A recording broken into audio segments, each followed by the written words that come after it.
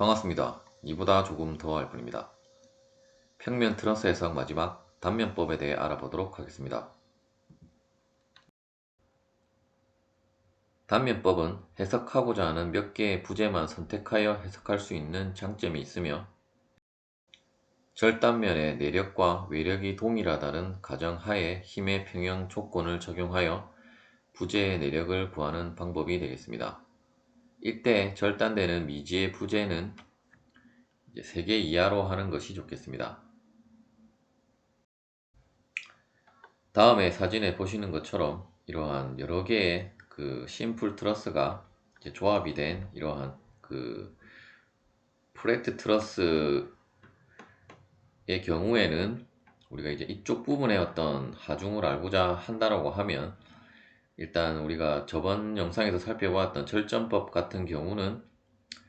이제 절전별로 이제 순차적으로 해석을 해야 되기 때문에 이제 굉장히 많은 부분을 우리가 해석을 해야 하고, 따라서 이쪽 부분의 부재에 대한 부재력만 알고자 한다라고 하면 이제 굉장히 이제 비효율적인 이제 방법이 될 수도 있습니다. 따라서 이제 그러한 경우에는 이제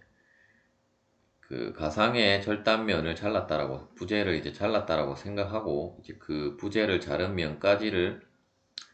이제 하나의 강체로 간주를 해서 이제 해석을 하는 방법이 이제 단면법이라고 할 수 있겠습니다. 단면법 해석에 있어서 우리가 이제 이러한 트러스 부재를 이제 가상의 어떤, 즉 이제 가상으로 이러한 식으로 이제 단면을 했다라고 하면, 이러한 단면을 한 부분에는 이제 이러한 식으로 인터널 폴스가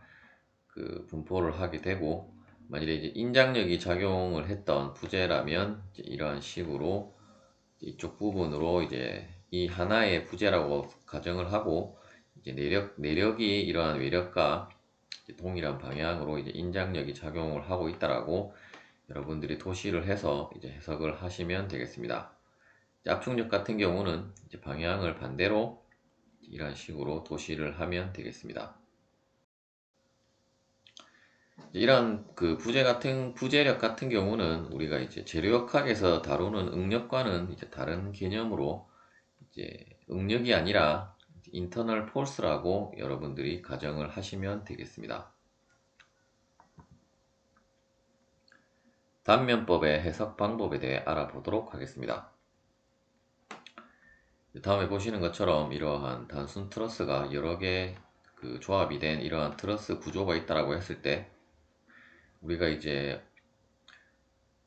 이쪽 BC, GC, GF 부재에 작용하는 부재력만 구하고 싶다라고 했을 때는 절전법으로 우리가 구하고자 한다라고 하면 이제 절전별로 이제 순차적으로 해석을 해야 되지만, 단면법의 가장 큰 장점은 이제 이렇게 절단을 해서 이제 이쪽 부분을 해석을 하든지 이쪽 부분을 둘 중에 하나를 해석을 해서 이제 부재력을 구하면 되고, 이때는 이제 이렇게 절단을 하게 되면 이제 이쪽 부분을 하나의 이제 강체로 가정을 하기 때문에 우리가 이제 세 개의 이러한 독립적인 평형 방정식을 이제 고려를 해야 합니다. 즉 이제 절점에서는 우리가 모멘트는 고려를 하지 않았지만, 단면법에서는 이쪽 부분을 이제 하나의 강체로 가정을 하기 때문에 이제 모멘트까지도 이제 고려를 해야 하겠습니다. 일단 평면 트러스이기 때문에 이제 2차원 상의 강체이기 때문에 우리가 이제 세 개의 평형 방정식만 이제 풀면 이제 각각의 작용하는 부재력을 모두 구할 수가 있겠습니다. 일단 해석 방법은 이제 첫 번째로는 일단 단면을 하기 전에 이제 전체를 하나의 강체로 가정을 해서 이쪽 부분에 이제 서포트 부분의 반력들을 구하고, 이제 그러한 반력을 모두 구했다라고 하면 이제 이러한 식으로 절단을 했을 때 이쪽 부분을 우리가 해석을 할 수도 있고 이제 이쪽 부분을 해석을 할 수도 있는데, 만일에 이제 이쪽 부분으로만 해석을 해석을 해도 이제 부재력을 구할 수 있다라고 하면 이제 굳이 이쪽 부분의 반력까지는 구하지 않아도 되겠습니다. 이렇게 절단을 하면 우리가 이제 이런 식으로 이제 부재력에 작용을 하는 내력을 이제 도시를 해야 하는데,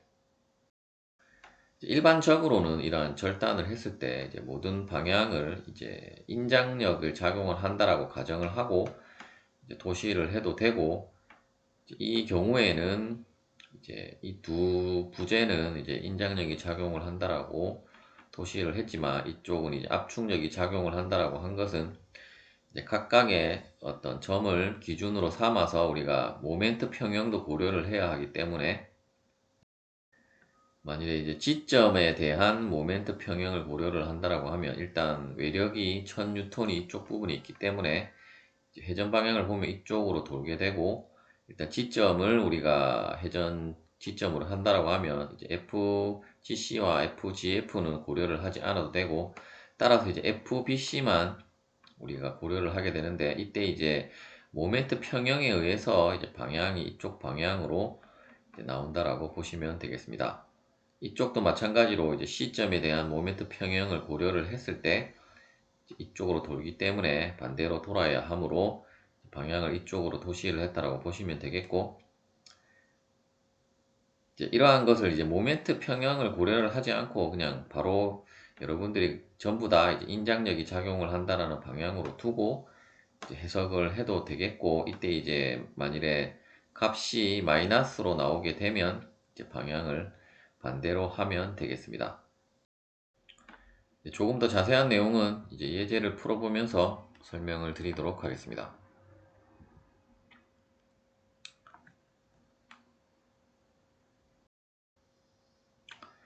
다음에 이러한 트러스 구조가 있을 때 이제 GE, GC, BC 부재에 작용하는 부재력을 구하라는 문제가 되겠습니다. 먼저 일단 이러한 서포트 부분에 대한 반력을 구하기 위해서 일단 전체를 하나의 강체로 가정을 하고 그 반력을 구해보면, 일단 시그마 fx 이꼬르 제로라는 평형 방정식에 의해서 일단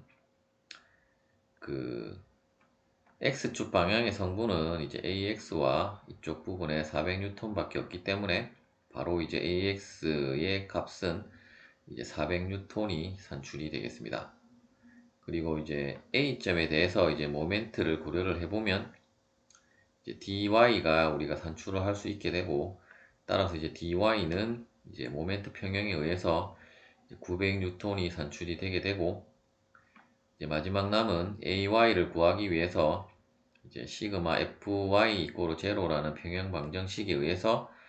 이제 ay는 300N으로 산출이 되겠습니다. 이쪽 부분을 AA로 이제 절단을 해서 우리가 이제 절단면을 이런 식으로 도시를 해보면, 일단 그림상에서는 이제 그 방향을 이러한 식으로 도시를 했는데, 이제 여러분들이 이제 모두 다 인장으로 두고 이제 해석을 해도 상관은 없겠으며, 먼저 이제 지점에 대한 모멘트 평형 방정식에 의해서 이제 지점을 그 모멘트 평형 방정식을 세우면 이제 우리가 FBC를 구할 수 있기 때문에,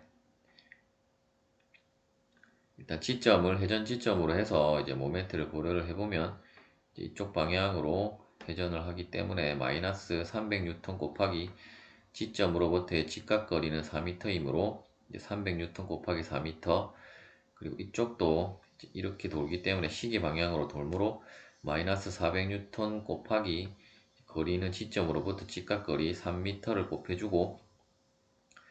FBC는 이제 반대로 돌기 때문에 플러스 값이 될 것이고, 직각거리는 3m이기 때문에 이러한 그 방정식에 의해서 이제 FBC는 우리가 800N이 산출이 되게 되고, 일단 플러스 값이 나왔기 때문에 우리가 처음에 그 가정했던 이쪽 인장 방향이 맞게 되므로 이제 FBC는 이제 800N의 인장력이 작용하는 부재가 되겠습니다.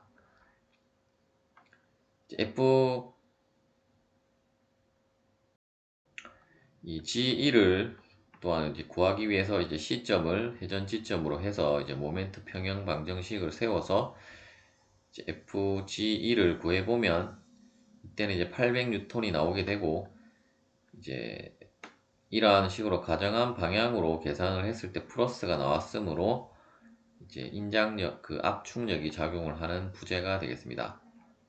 마지막으로 이제 FGC를 구하기 위해서